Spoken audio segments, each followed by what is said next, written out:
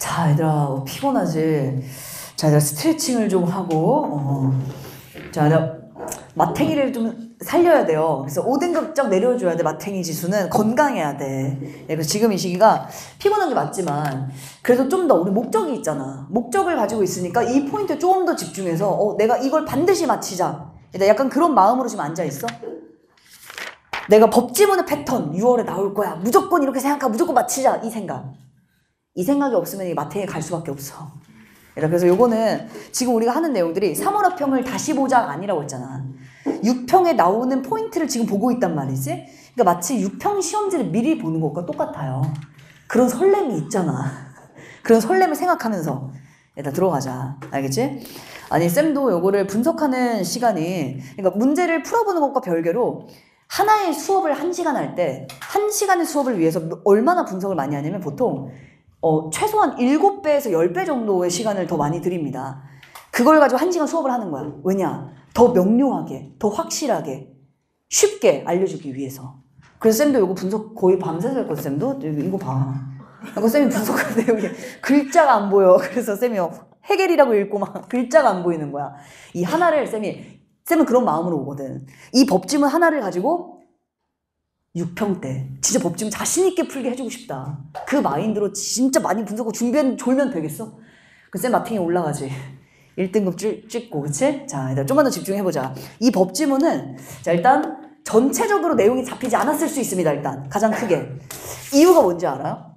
일단 처음에 딱 중심하자 잡아주고 얘를 끝까지 이렇게 끌고 갈 거야. 이 힘이 되게 약한 세트야, 이게. 그러니까 뭐지? 이후에 어떤 내용이 나오지? 계속 이게 살짝씩 달라지는 거야. 핵심은 그래서 문단별로 정보에 집중하시는 겁니다. 물론 끝까지 공시에 대한 얘기를 하지. 근데 요거는 되게 약한 거야. 중심 화제가 확실하지가 않은 거잖아. 그래서 지금 문단별로 내용이 살짝씩 달라져요.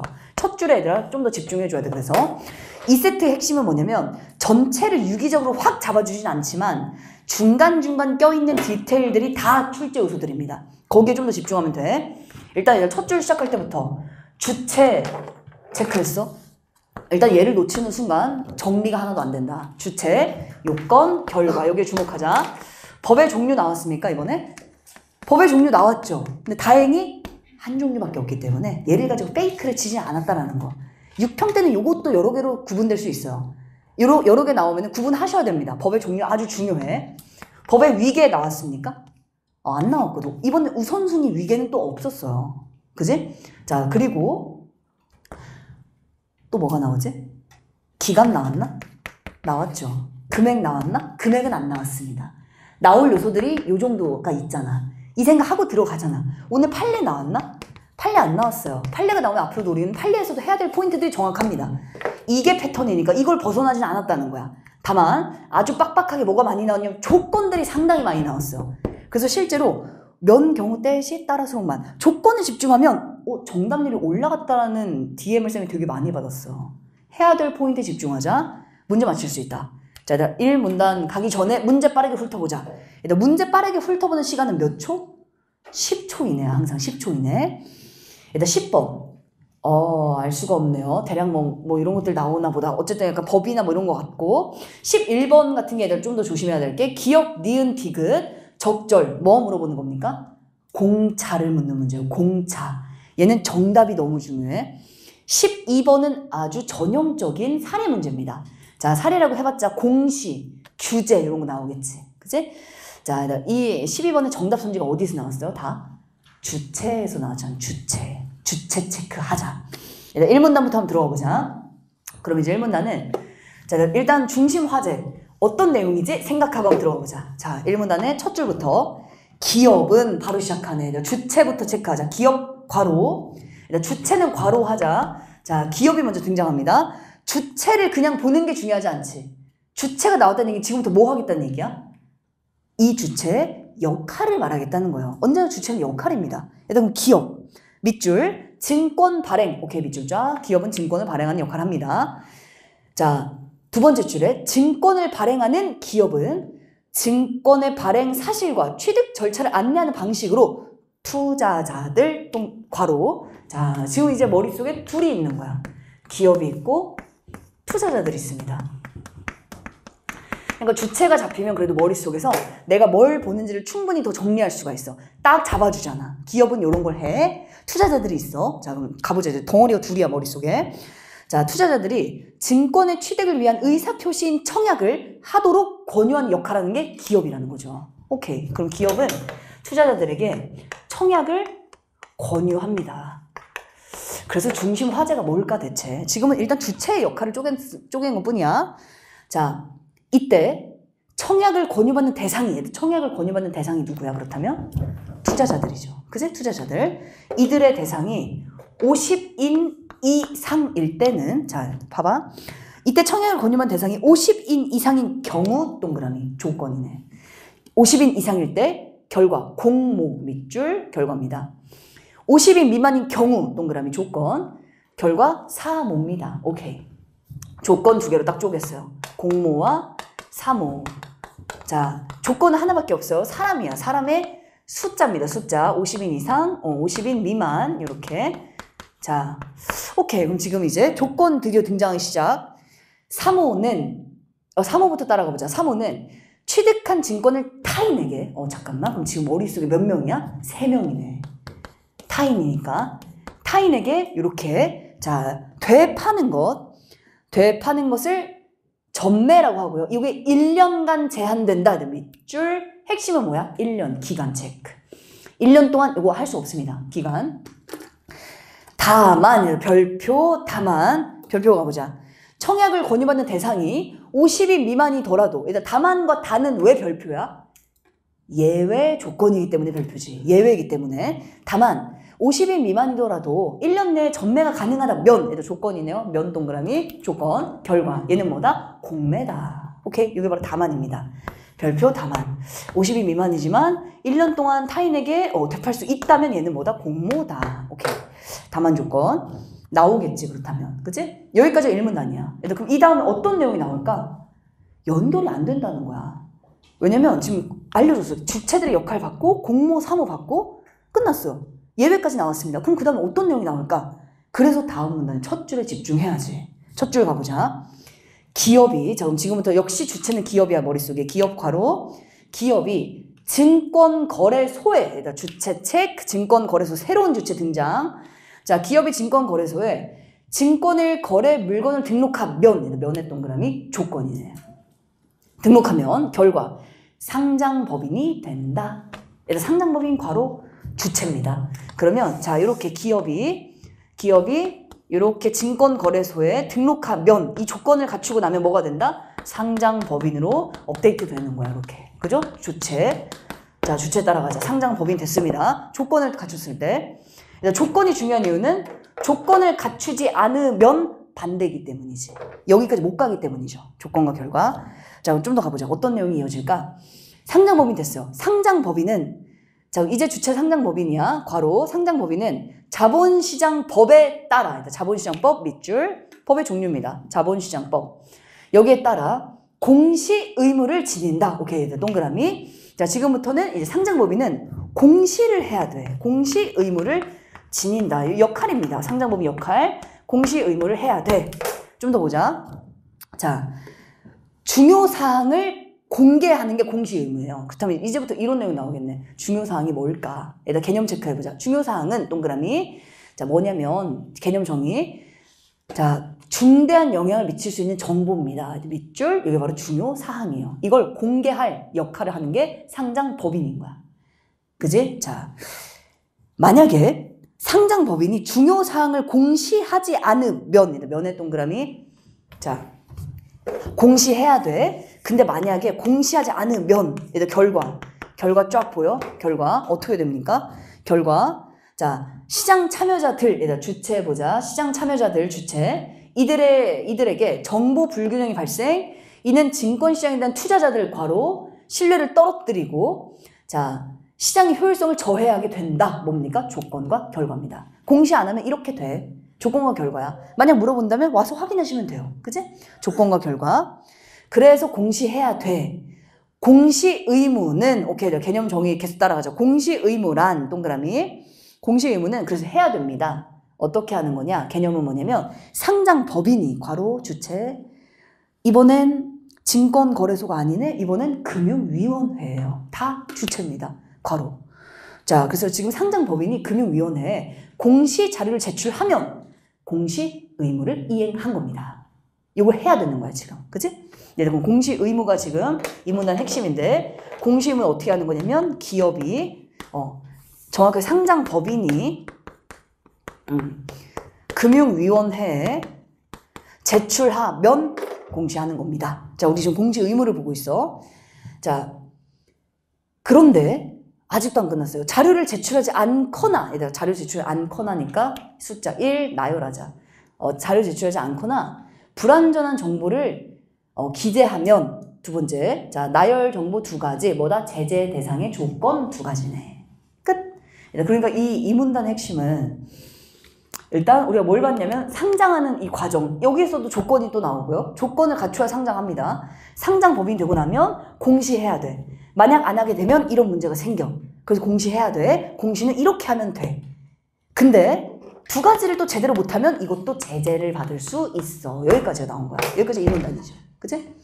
자, 그래서 공시 안 할 시 문제, 그리고 똑바로 못했을 때 제재되는 거 두 가지. 그러니까 나열 열거를 머릿속에 읽으면서 쫙 끌고 가는 게 아니야.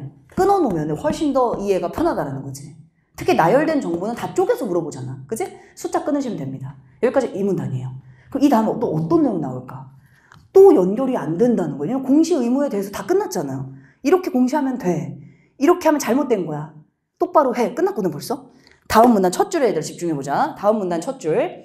공시 의무는 계속 끌고 가는 정보가 가장 중요한 정보입니다. 공시 의무 동그라미. 그래서 이 세트의 가장 핵심은 공시예요. 공시 의무는 발행시장과 유통시장에서 발생한다. 이게 첫 줄이야. 이제부터 어떤 내용이 나올까? 공시하는 건 맞아. 너무 중요해. 하지만 지금부터 시장을 두 개로 쪼갭니다. 그럼 지금부터는 쪼개서 따라가시면 돼요. 그지? 자, 공시 의무는 여기서도 발생한다. 구분하고 있네. 그럼 지금부터는 이쪽에서는 어떻게 공시하지? 여기서는 어떻게 공시하지? 이 내용을 잡아주는 거야. 첫 문장이. 그지? 자, 그럼 따라가 보자, 이제. 어떤 시장에 따라 어떻게 공시하지? 가보자. 자, 공시 의무는 둘 다 발생합니다. 발행시장에서는, 그럼 지금부터 발행시장에서의 공시 의무를 보는 거야, 우리는. 그지? 예측하고 생각하고 들어가자. 자, 발행시장에서 상장법인은 괄호 주최책. 자, 누가 하는지 모르면 안 돼. 상장법인은 증권을 공모할 때마다, 조건 확인하자. 때마다 동그라미. 공모할 때마다 결과 증권 신고서를 통해 중요 사항을 공개함으로써 공시 의무를 이행한다. 끝났네. 얘들 벌써 끝났잖아. 공시 의무 첫 번째 시장에서 어떻게 해? 공모할 때마다 조건, 공모할 때마다 그냥 발표하면 됩니다. 이게 첫 번째 공시 의무 끝났어요, 벌써. 그지? 첫 번째 시장에서 공시 의무야. 그러니까 머릿속에 공시 의무가 있어야 되지? 이렇게 하면 끝납니다. 공모할 때마다 하면 돼요. 좀 더 볼까? 자, 3호로 증권을 발행한 경우에는, 경우 동그라미 다 조건이잖아, 지금. 자, 이번엔 3호로 증권 발행한 경우에는 결과, 공시 의무가 면제됩니다. 야, 3호 편하네. 그치? 결과 밑줄 면제돼요. 3호는 공시할 필요가 없습니다. 그치? 공모만 하면 되는 거야. 공모는 공모할 때마다 하면 되는 거야. 그치? 3호는 필요 없다. 자, 기억 가자. 발행시장에서의 공시, 밑줄 쫙. 지금 우리가 보는 건 공시 보고 있어요. 공시. 발행시장에서의 공시 의무라는 것은, 자, 여기서 중요 사항이란, 오케이. 그럼 공시에 들어가야 되는 내용이야, 지금부터. 자, 증권의 수량 및 가격 등. 등은 예시일 뿐이니까 꺽쇠 꺾으면 편하겠지? 예시입니다. 핵심 개념은 뭐야? 공모 관련 사항이죠. 동그라미. 자, 공모 관련 사항이 들어가 있어야 돼요. 공시할 때. 그리고 상장법인의 사업 내용 및 대주주에 관한 사항 등 꺽쇠 예시야. 동그라미 발행인 관련 사항이 들어가 있으면 됩니다. 오케이. 뭘 공시해? 지금 보면은 공시의 조건 나왔고 공모할 때마다 공시하면 되고요. 지금 두 번째는 공시의 내용이 들어가 있는 거예요. 내용. 두 가지. 그지? 두 가지. 공모 관련 사항 그리고 발행인 관련 사항을 공개하면 됩니다. 공모 관련 사항, 발행인 관련 사항. 이게 뭐냐면 이게 중요 사항, 이게 발표의 내용이라는 거야. 이런 조건에서 발표한다, 이런 내용을 발표한다. 이거죠. 첫 번째 시장에서. 그지? 자, 좀 더 가보자. 자, 상장법인이, 주체 상장법인이 제출한 증권 신고서가 금융위원회, 그러니까 주체책, 자, 금융위원회야. 금융위원회 심사를 통과해서 증권이 발행되면, 또 조건이에요. 면 동그라미. 조건을 잘 봐야 되는 거, 이 세트는. 이게 어려운 이유는 조건을 끊임없이 제시합니다. 그것만 잘 처리하면 역으로 보면 되게 심플한 세트라는 거야. 조건과 결과가 거의 다거든, 지금. 그지? 자, 조건. 자, 통과해서 증권이 발행되면, 결과. 상장법인은 청약을 권유할 수가 있게 됩니다. 자, 주체의 역할 밑줄 치자. 상장법인 괄호, 주체의 역할, 청약 권유할 수가 있게 돼요. 자, 통과하면 권유할 수 있습니다. 그리고 투자자는 괄호, 해당 증권을 청약할 수가 있습니다. 오케이. 그 역으로 뒤집으면 통과 못하면 청약 권유도 못하고요. 청약도 못한다는 얘기네. 그 조건과 결과는 뒤집으면 그대로 반대입니다. 알지? 10번 문제의 조건과 결과가 대다수지만 웬만한 것들을 많이 뒤집어 놨어, 지금. 10번이. 그래서 조건과 결과를 더 확실하게 알아주면 문제 맞힐 수 있다는 거야. 자, 여기까지는 지금 첫 번째 시장에 대해서 봤어요. 2개밖에 안 봤네. 기간, 내용. 그럼 다음 문단은 여기서는 예측이 되지, 다음 문단은. 두 번째 시장 넘어가야지, 이제. 그죠? 다음 시장으로 가보자.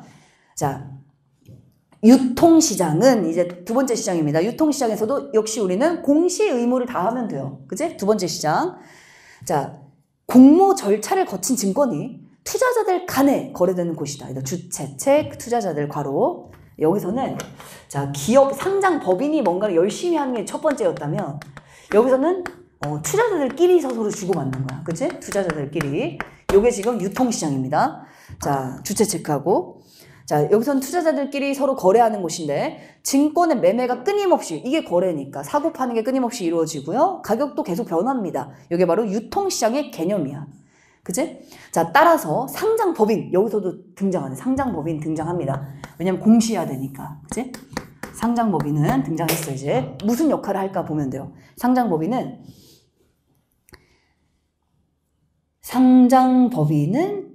투자 판단에 필요한 정보를 빠르고 정확하게 제공할 공시 의무를 지닌다. 당연하지. 우리 지금 공시 의무를 보고 있잖아. 그치? 자, 요거 제시할 의무가 있어요. 상장법인은 발행인 관련 사항 가운데 변동된 사항을 반영하여 기업의 현황을 일정 기간마다 공시하는 첫 번째 정기 공시. 오케이. 공시의 종류가 여기서는 다양하게 쪼개지는 게 핵심이지. 첫 번째는 니은입니다. 정기 공시. 자, 그럼 정기 공시도 역시 조건이 나와 있어. 조건이 뭐냐면 정기 공시는 기업의 현황을 일정 기간마다 공시하면 됩니다. 기간. 자, 정기 공시는 말 그대로 정기니까 얘는 일정하게 하는 거야. 일정하게. 뭘 해? 요게 변경된 내용들을 포함해서 기업의 현황을 발표하는 겁니다. 공개하는 거죠. 이게 바로 니은이야, 그냥. 그치? 그럼 지금 니은은 뭘 알려줘요? 두 가지. 기간과 내용을 알려줬습니다. 이게 바로 니은이에요. 그치? 자, 요렇게 공시하면 됩니다. 니은. 자, 근데 여기서 끝난 게 아니라 좀 더 이어지지. 종류가 여러 가지라는 거, 지금. 공시의 내용이. 자, 그리고 투자자의 투자 판단에 중대한 영향을 미치는 경영 정보가 발생한 경우, 조건 동그라미, 이런 경우에는 결과 수시 공시를 한다. 오케이. 두 번째 디귿. 수시 공시. 이거는 수시니까 정해진 게 아니라 언제 하는 거냐면 이런 게 발생했을 경우에 하는 겁니다. 핵심은 뭐야? 조건이지, 조건. 그지? 조건. 요럴 때 하면 되고요. 마지막 세 번째. 자, 그리고 한편 공시되지 않은 정보를 특정인에게, 특정인 괄호, 자, 주체 체크, 특정인에게 말하고 싶어. 내가 공시되지 않은 걸 선별적 제공하고자 한다면, 면의 동그라미 또 조건이에요. 그래서 내가 말하고 싶다면 결과 그 제공에 앞서서 뭐부터 해야 돼? 공시부터 해야 돼. 그게 바로 뭐야? 공정공시. 오케이. 종류 세 번째네요. 세 번째는 공정공시. 언제 하는 거야? 내가 다른 사람한테 공시되지 않은 걸 말해주고 싶을 때 미리 하는 겁니다. 이게 바로 공정공시. 역시 조건이지, 조건. 경우에. 이럴 경우에 하는 조건. 자, 그래서 뒷부분에 이 시장을 쪼갠 이후에는 핵심은 공시 의무가 있다 이거야. 그러면은 시장을 쪼갰어요. 여기서도 공시, 여기서도 공시에. 공시의 종류가 크게 보면 여기서 하나, 둘, 셋, 크게 네 가지의 공시의 종류가 나왔다는 거지. 그러니까 이렇게 정리해야지만 아, 내가 지금 본 게 공시를 봤구나. 공시의 종류들을 봤구나. 각각의 종류들은 이런 조건일 때 들어가는 게 차이가 있구나. 그래야 문제를 깔끔하게 맞힐 수가 있지. 그지? 요거 정리하는 거 좀 더 연습하세요. 알겠지? 조건 따라가야 돼, 조건. 자, 다음 문단 마지막. 자, 자본시장법에서는 거래에 이용하는 것을 규제한다. 밑줄, 이제는 규제입니다. 자, 이렇게 공시해야 돼. 근데 공시되지 않은 것들은 규제할 거야. 지금부터 규제가 있으면 규제. 자, 규제 총 몇 개? 2가지를 규제합니다. 그러면 지문이 끝나지. 그치? 자, 뭘 규제하냐? 대표적인 규제로는 미공개 중요정보 이용 행위 금지. 오케이. 이거 첫 번째 규제야. 자, 미공개 중요정보 이용 행위란, 이제 개념 체크해보자. 중요사항 중에 공개되지 않은 것들을 매매에 이용하거나 타인에게, 타인 괄호, 자기가 이용하거나 타인에게 이용하게끔 하는 것이 바로 첫 번째 규제입니다. 자, 이때 규제의 대상은, 이제 핵심은 뭐야? 주체. 끝날 때까지 끝난 게 아니죠. 주체입니다. 여기서 보기에 정답이 나왔으니까 상장 법인의 임직원 등 예시 내부자, 괄호, 임직원 내부자입니다. 괄호. 그리고 내부자로부터 직접 정보를 받은 1차 정보 수령자, 괄호, 이 주체 둘이 처벌의 대상이다. 규제의 대상이다. 자, 단, 얘들 끝날 때까지 끝난 게 아닌데 별표, 다만, 별표. 다만 정보를 인식하더라도 그 정보가 거래에 영향을 미치지 않았다면, 끝까지 조건, 동그라미, 예외 조건이에요. 자, 내부자와 1차 정보 수령자가 인식했더라도 거래에 영향을 미치지 않았다면, 일단 결과, 처벌하지 않는다. 규제하지 않는다. 끝! 예외 조건이에요. 자, 이와는 별개로 1차 정보 수령자들, 괄호, 이젠 이와 별개니까 두 번째를 말한다는 거잖아. 1차 정보 수령자, 괄호, 정보를 받아서 이를 증권 매매 이용하거나, 누가? 받은 사람이. 그치? 그리고 타인에게, 괄호, 이용하게 했다면, 사실 끝에 세 줄은, 일단 주체가 총 몇 명인 거야? 끝에 세 줄은? 3명인 거죠. 3명인 거지. 1차 정보 수령자로부터 정보를 받은 사람이 있고, 1차 정보 수령자가 있고, 받은 자기가 있고, 타인이 또 있는 거잖아요. 그러니까 머릿속에 늘 주체를 염두에 둬야 된다는 거. 자, 이랬을 때 시장 질서 교란 행위 금지를 위반한 것으로 처벌받는다. 누가? 이 가운데 낀 사람이 처벌받는다라는 거죠. 끝까지 주체. 그래서 이 세트는 문단이 바뀔 때마다 어떠한 정보들을 제시하는지를 끊임없이 잡고 들어갔어야지만 내가 어떤 내용을 보고 있는지 정리할 수가 있고, 특히 핵심은 중간중간 조건이 엄청나게 많았다는 거야. 중간중간 조건과 결과의 표지들, 거기에 집중해서 문제를 맞히는 겁니다. 문제를 맞히기 위해서 독해를 정리하시는 거예요. 조건과 결과를 중심으로. 이게 법이니까. 6평 때도 다르지 않을 것이다. 오케이? 자, 일단 10번 그럼 가보자. 10번에 1번부터 봐봐. 1번부터. 그럼 이제 선택지를 한번 분석해 볼게요. 1번. 상장 법인이 증권을 발행한 면 동그라미 조건이네. 자, 결과 어떻게 되지? 투자자에게 청약을 권유할 수 있고 투자자들도 청약을 할 수가 있습니다. 그럼 첫 번째는 2가지를 물어본 거야 지금. 첫째, 조건과 결과 봤어? 두 번째, 이 역할 하는 게 맞아? 주체의 역할까지. 2가지 물어본 게 1번 선지입니다.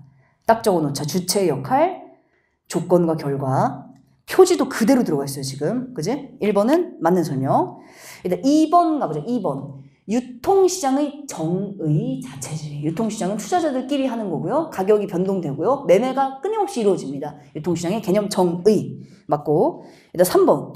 공시제도는 투자자들의 합리적인 투자 판단을 도와서 시장의 효율성 제고할 수 있다. 라고 안 써있어 지문 안에. 일단 지문은 어떻게 써있냐면, 자, 이 문단은 4번째 줄을 말하는 건데요. 공시 의무에 관한 부분으로 가보면 되는 거지. 자, 3, 4문단은 공시 의무가 펼쳐지는 게 나오는 거고, 이 문단까지가 공시 의무 자체잖아. 이 문단 4번째 줄 가보면 이렇게 써 있잖아. 중요사항을 공시하지 않으면이라 되어 있어. 조건이야. 결과. 이런 문제가 생겨. 뒤집은 게 뭐야? 10번에 3번입니다. 뒤집으면 좋아지지. 그지? 그래서 이런 세트를 읽을 때는 이게 오픈북이라는 걸 적극 활용할 수 있어야 돼. 지문을 읽고 나면 뭘 낼지를 중간중간 보이긴 하지만 이게 나중에 다시 봤을 때 찾을 포인트가 너무나 많을 수 있잖아. 그리고 독해할 때 예를 들어 조건이네? 그럼 옆에다가 1, 조건 적어 놓는 거야. 왜냐면은 표시를 명확하게 해놔도 여기서는 뭐에 대한 포인트지? 바로바로 갈 수 있거든. 그러면 조건이 지금 한 10개 정도 나온단 말이지. 조건들이 많아요. 그러면은 물어봤을 때마다 뒤진다면 어디를 뒤지면 돼? 다 뒤질 필요도 없잖아. 시장 얘기 나오면 뒤쪽을 뒤지면 되고요. 공시 의무 나오면 이쪽을 뒤지면 되고요. 공모, 사모 나오면 여기를 확인하시면 되고요. 그지? 그러니까 내가 뭘 봐야 될지를 최대한 좁혀놓는 거야. 최대한 좁혀놓고 선집한다 할 때 시간을 최대한 당기는 겁니다. 그래야 시간을 세이브할 수가 있지. 그래서 이런 여백들을 적극 활용하시는 거예요. 여백들을. 실제 시험에서도 예전에 토익 시험 같은 경우는 다 오픈북이기 때문에 오픈북은 훨씬 쉽습니다.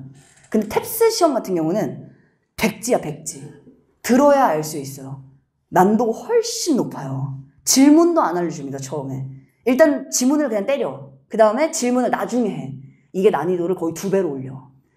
오케이? 그러니까 이런 문제들은 발문을 먼저 보고 가는 게 당연히 우리가 이런 내용을 보겠다라는 정보를 훨씬 더 범주를 좁혀줄 수가 있고요. 좀 더 의도에 가깝게 들어갈 수가 있지. 그리고 독해할 때도 내가 보이는 것들이 많다는 것들은 최대한 살려놔야지만 내가 이걸 다 써먹을 수가 있잖아. 그런 부분을 적극적으로 많이 해봐야 된다는 거야. 그래서 이후에는 쌤이 모국어 문제 풀 때는 다 해보라고 해요. 다양하게 시도해봐야 된다. 왜냐면 시도하지 않으면 몰라. 내가 어떻게 했을 때 가장 점수가 잘 나오는지 몰라요. 많은 것들을 확인해 보셔야 되고요. 많이 시도해 보셔야 됩니다. 자, 얘들 10번 그래서 3번은 조건과 결과야 무조건. 4번도 얘들 똑같지 않아? 4번. 통과하지 못한 경우 그대로 조건이네. 통과하지 못한 경우 여기였나 아까 여기 통과하면 이렇게 되는 거였지? 통과하지 못하면 안 됩니다. 그러니까 4번도 어때? 조건과 결과를 뒤집었다. 3, 4번 똑같은 포인트라는 거야. 조건과 결과. 심지어 우리는 표지까지 암기했잖아. 면, 경우, 때, 시, 따라서 만까지도 봤잖아요. 놓치면 안 되지 이런 것들. 남들보다 3, 4배 빠르게 풀어야지. 정답 5번이네. 청약의 권유 대상이 50명 미만이고 1년간 전매가 제한된 증권을 발행하는 경우 조건이네요. 조건. 이것도 이제 첫 번째 다만을 뒤집었다 사실은. 그지? 자, 공시 의무를 갖는다? 아니죠. 왜냐? 사모니까. 그지? 그럼 지금 2가지 조건이 붙은 거야 여기서는. 자, 사모일 때는 공시 안 한다라는 조건이 들어가 있는 거고. 그지? 이게 사모인 이유는 예외 조건이 들어가지 않기 때문에 그냥 사모다. 그지? 그러니까 2가지가 결합된, 2가지의 조건과 결과가 결합된 게 정답 5번입니다. 자, 일단 조건과 결과에 왜 집중해야 되는지가 이 세트 너무 잘 보여준다는 거야. 자, 일단 11번은 답만 바로 체크해보세요. 답이 왜 중요하냐면 4번이 정답이지. 기업과 니은 모두는 상장법인이 금융위원회에 공시자를 제출해야 한다. 어디서 나온 거야? 이 문제는? 갈라지기 이전이 정답이네. 그치? 공시를 어떻게 해? 상장법인이 금융위원회에 제출하면 공시합니다. 그 공시의 내용이 여기서 다르게 펼쳐질 뿐인 거지. 핵심은 뭐야? 갈라지기 이전의 공통점이 정답이다. 그래서 공통점과 차이점을 물어보는 문제 세트의 핵심. 공통점 나오면 난도가 더 올라간다 했었잖아. 공통점의 핵심은 뭐다? 2군데 있다. 중간에도 있지만 갈라지기 이전은 뭐다? 공통점이다. 여기서 출제했다는 게 중요한 겁니다. 그래서 우리가 이후에 공차를 물어보는 문제를 사고할 때 어떤 부분을 포커스로 읽어나가야 될 것인가를 잘 잡아주는 세트라는 거야 이게. 공통점. 정답은 4번. 자, 일단 12번은 답만 체크해보자. 12번 정답 5번 가보자. 주체 확인하는 겁니다. 주체. C가 B로부터 받은 정보를 활용해서. 사실 요거는 그래서 사례를 읽을 때부터 주체가 핵심이라는 게 딱 보이잖아. 주체를 모르면 안 되거든. A가 있고요. B가 있습니다. 자, 갑의 임원이 B야. B는 알게 됐어. 근데 갑은 회사는 이걸 공시하지 않았습니다. B는 임원이니까 뭐야? 내부자네. 이 내부자는 자산관리사 C에게 이 말을 해줬어요. C는 누구지? 1차 정보 수령자네. 그치? 자, 그래서 여기서 한 단계 더 나가면 원래 더 써먹어야 돼. 1차 정보 수령자가 타인에게 또 말을 해줘야 돼요. 근데 그건 안 나왔지. 1차 정보 수령자에서 끝납니다. 그래서 자기가 매도했다. 끝! 이렇게 나온 거거든. 그래서 정답 선택 5번으로 가보면 자, C가 B로부터 받은 정보를 활용해 주식을 매도한 것은 1차 정보 수령자에 받은 게 아니라 내부자에게 받은 본인이 1차 수령자니까 정답 5번이네. 핵심은 뭐다? 딱 하나. 주체 확인하자. 자, 나머지의 내용들도 다시 한번 꼼꼼하게 복기를 하는 것이 아주 중요합니다. 오케이? 자, 일단 존재하고 있어. 독서가 너무 빡빡하지 않았어, 정말? 평가원도 이렇게 해설을 안 해. 핏대 세우고 해설 안 합니다, 평가원도. 교육청이 사실 난도가 좀 높게 나온 건 맞긴 하지. 하지만 그럼에도 우리가 봐야 되는 포인트들이 6평 때 동일하게 나올 거라서 물론 각각의 시험들은 다 독립시행이고 다 독립적인 시험들이긴 하지만 반복되는 포인트는 패턴과 내가 무슨 사고를 해야 될 것인가. 출제 요소는 안 변해요. 그게 안 변합니다. 내년까지 안 변할 거야. 그 이후에는 또 변화를 또 봐야 되겠지. 내년까지는 안 변해요. 그러니까 이 내용들을 정확하게 머리에 잘 집어넣도록 하자. 다시 한번 꼼꼼한 패턴 정리.